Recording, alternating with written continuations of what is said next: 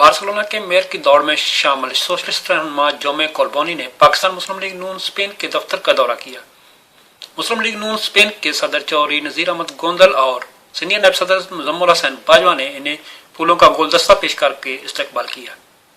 मुजम्मल बाजवा ने तलावत कुरान पाक के बाद जोमे कोल्बोनी का मुस्लिम लीग नून के दफ्तर में तशरीफ लाने पर शुक्रिया अदा किया, जबकि सदर मुस्लिम लीग नून नजीर गोंदल ने जोमे कोल्बोनी को अपनी हमायत और नेक ख्वाहिशात का इजहार किया।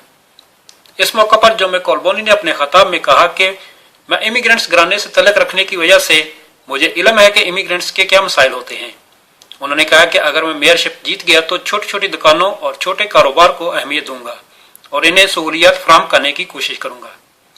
उन्होंने कहा कि मुआशी बहरान की वजह से कारोबार बंद है और लोग बेरोजगार हैं। मौजूदा हुकूमत ने तालीम सेहत में कटौतियां करके जिंदगी को मजीद मुश्किल कर दिया है।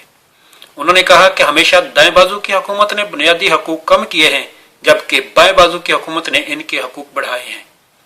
इनका नजरिया है कि हम बराबर के शहरी और हकूक रखते हैं।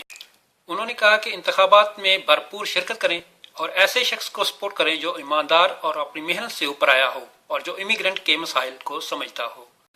कैमरामैन मोहम्मद बिलाल भट्टी के साथ कमर एहसान, दोस्त न्यूज, बार्सिलोना, स्पेन।